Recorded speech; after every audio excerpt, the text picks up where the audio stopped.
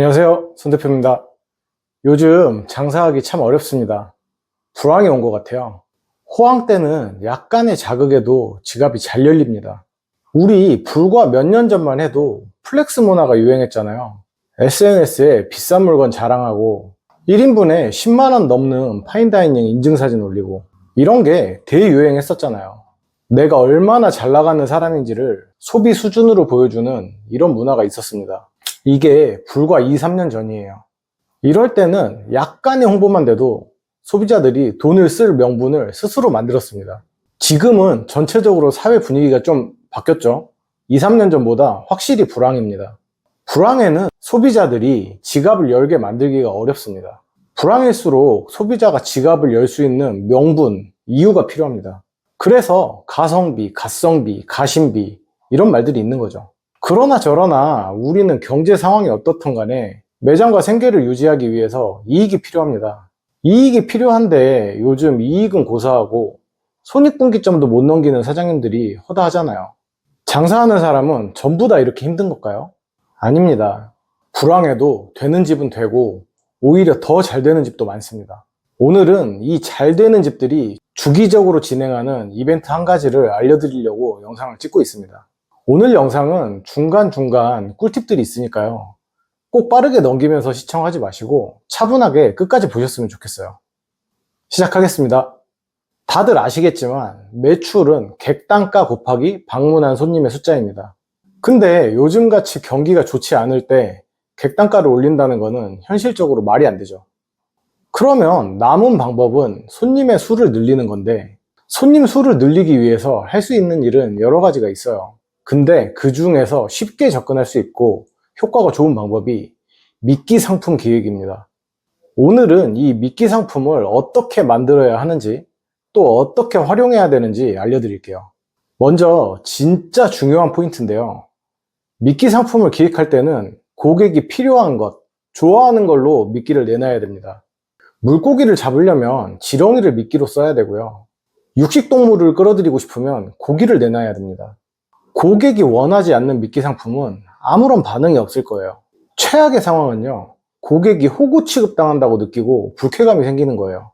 이런 일을 방지하기 위해서 우리는 고객이 뭘 원하는지를 알아야 되는데요.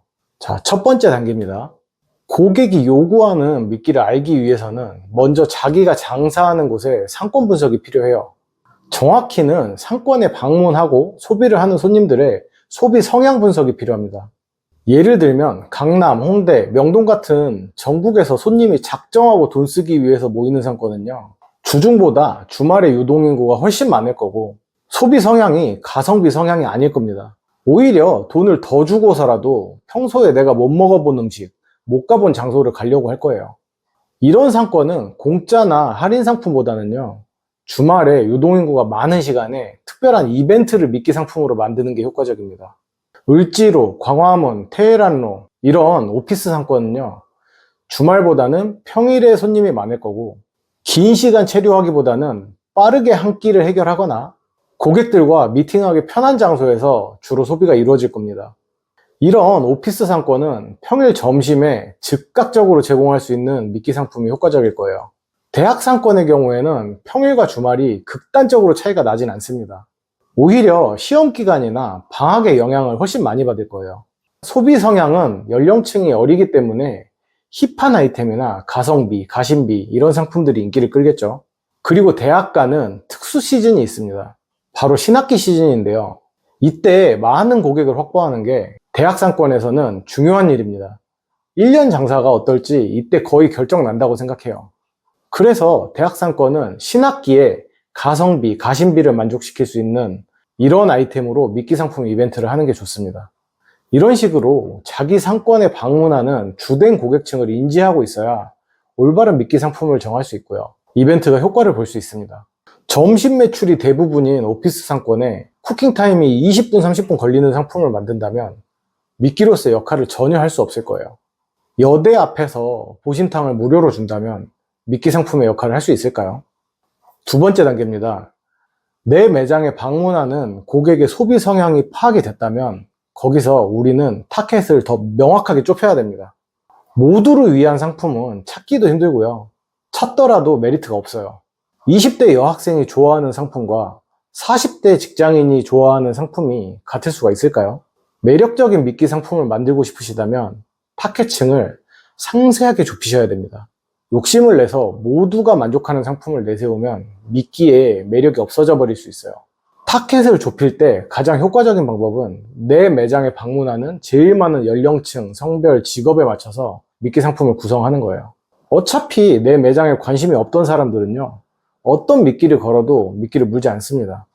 내 매장이 30대 초반 직장인 여성이 많이 찾는 곳이라면 나머지 타겟층은 다 버리세요. 30대 직장인 여성만을 타겟으로 결정을 하고 그들이 좋아할 만한 아이템으로 미끼 상품을 선택하셔야 됩니다. 과감하게 30대 초반 남자 직장인도 버려버리세요.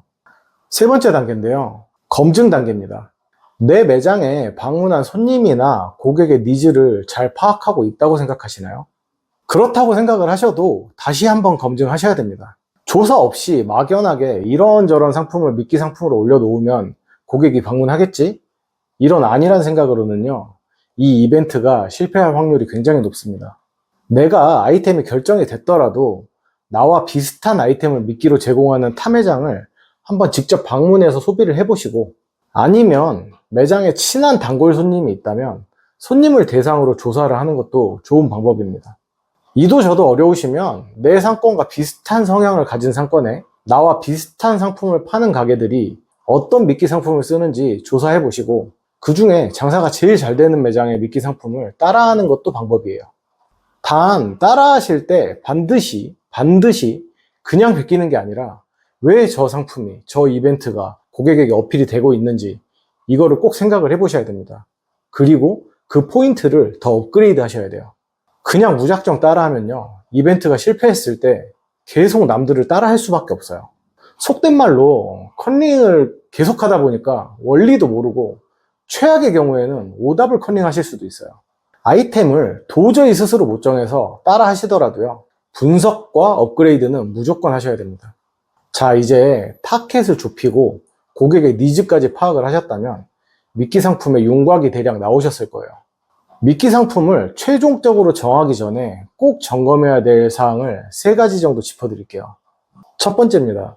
미끼 상품은 고객이 필요한 상품, 소비하고 메리트를 느낄 수 있는 그런 상품, 서비스여야 됩니다. 두 번째는요, 유행하는 아이템. 미끼 상품은 트렌디하면 좋습니다. 쉽게 말해서 지금 유행하고 있는 아이템들 중에 선택하시게 되면 효과가 즉각적으로 나올 확률이 높아질 거예요. 각종 SNS 채널들을 통해서 정말 이 아이템이 트렌디한지 현재 유행인지 서치를 해보셔야 됩니다. SNS에 조회수가 많고 댓글 참여가 많은 상품이라면 유행하는 아이템이라고 생각하셔도 좋을 것 같아요. 세 번째는요, 본 메뉴 판매에 방해되지 않는 아이템을 선정하셔야 됩니다. 미끼를 먹고 본 메뉴를 구매할 수 있어야 돼요. 미끼를 먹었더니 배가 불러서 다른 걸 먹을 수가 없게 된다면 오히려 매출이 줄어들잖아요. 아이템 선정까지 끝나셨나요? 자, 그럼 이제 4번째 단계입니다. 미끼 상품의 가격을 결정을 하셔야 돼요. 미끼 상품은요, 무료일 수도 있고 유료일 수도 있습니다. 무료 상품을 이벤트로 기획을 하셨다면 해당 사항이 없고요. 할인 상품을 기획을 하셨다면 상품의 판매가를 결정을 하셔야 돼요. 일단 이 부분에서 제가 결론부터 말씀을 드리자면 벗어주려면 빤스까지 벗어줘야 됩니다. 속보이게 하지 마세요. 미끼 상품으로 어설프게 이익을 보려고 하지 마세요. 소비자들은요, 정말 똑똑합니다. 어설픈 미끼 상품은 오히려 소비자를 의심하게 만들고 화나게 만들 거예요. 낚시할 때도 미끼가 미끼같이 보이지 않게 엄청나게 노력하잖아요. 미끼가 진짜 살아있는 것 같이 색깔도 막 칠하고 낚싯대를 막 이렇게 흔들어 주기도 하고요. 식당 하시는 분들 이 이야기 한 번쯤은 들어보셨을 거예요. 고깃집이 있었는데 주방장이 사장이 너무 꼴보기 싫은 거예요. 가게가 망해버리라고 고기를 정량보다 훨씬 많이 퍼줬답니다. 근데 이게 가성비 좋은 집이라고 소문이 나서 그 식당에 대박이 나고 사장님은 더 부자가 됐다는 이야기 들어보셨을 거예요. 기왕 줄 거라면 빤스까지 벗어주세요. 미끼 상품에 만족스럽고 본 메뉴에서도 만족을 했다면 분명히 고객은 재방문을 해줄 거고요. 그 중에 일부는 단골 손님이 될 겁니다. 이제 마지막 단계예요. 힘들게 미끼 상품을 잘 만들었잖아요. 이제 홍보를 해야죠. 아무리 좋은 상품이 있어도 고객은 모르면 구매를 할 수가 없습니다. 좋은 상품을 만드셨다면 적극적으로 알리세요. 온라인 홍보도 당연히 병행해야 되지만 오프라인 홍보는 바로 실천할 수 있고 큰 비용도 들어가지 않습니다. 방법으로는 배너, 테이블 텐트, 포스터, 그리고 주문 시 추천이에요. 추천하실 때 고객이 이걸 주문하면 이익이라는 거를 꼭 어필하시면서 추천해 주세요. 미끼 상품은 팔면 팔수록 손해를 볼 수도 있습니다.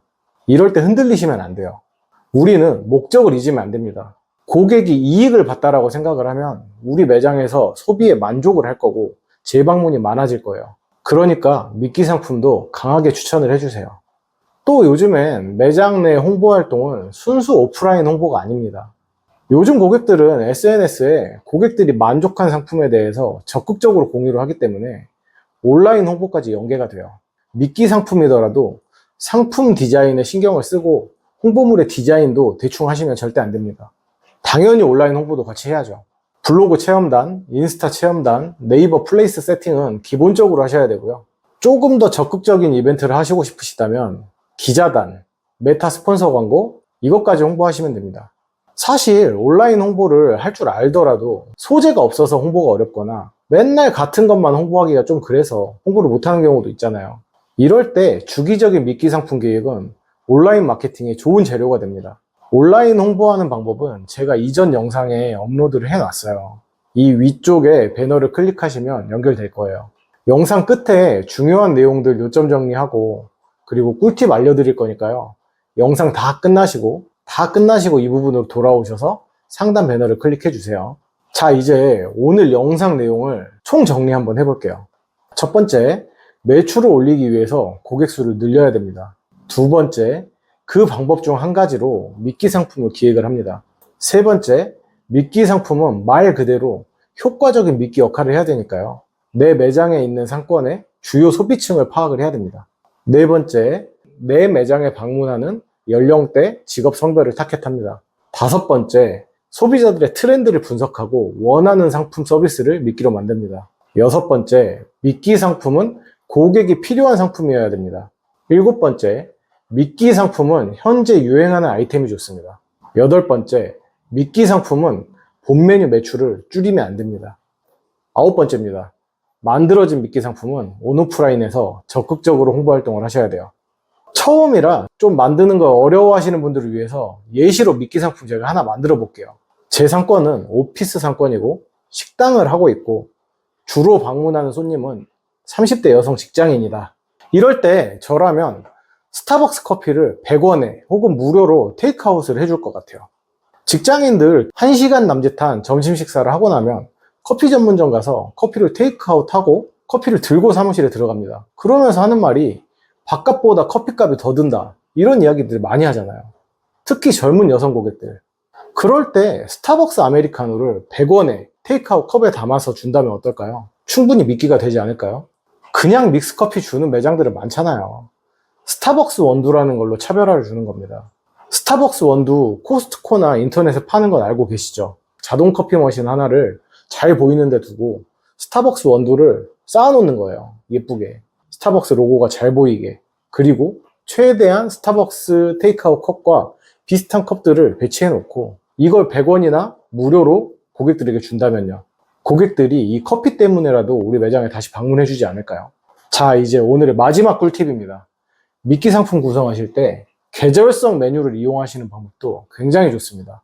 그리고 배너나 포스터 등의 미끼 상품에 대한 디자인 하실 때 한 번에 인식 가능하도록 자극적인 멘트, 가독성 좋은 디자인을 사용하시면 효과가 더 좋아집니다.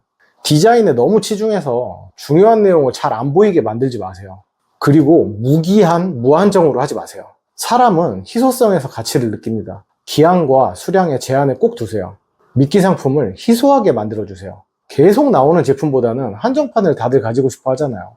오늘은 손님 수를 늘리기 위한 방법 중 미끼 상품을 기획하는 방법을 알려드렸습니다. 제 영상에서 거의 매번 나오는 잔소리 중에 하나인데요. 오늘도 또 한번 할게요. 기본에 충실하셔야 됩니다.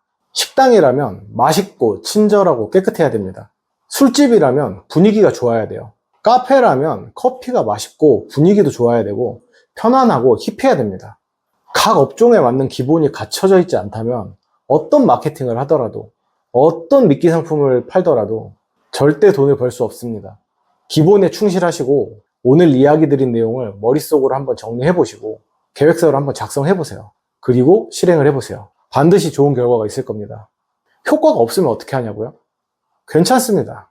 다른 미끼 상품을 또 구성해 보시면 돼요. 실패도 공부입니다. 감당할 수 있는 정도의 실패는요, 여러분들의 경력이 될 거고, 경쟁력이 될 거고, 실력이 될 겁니다. 지금까지 구독자 여러분들의 성공과 행복을 바라는 손 대표였습니다. 시청해 주셔서 감사합니다.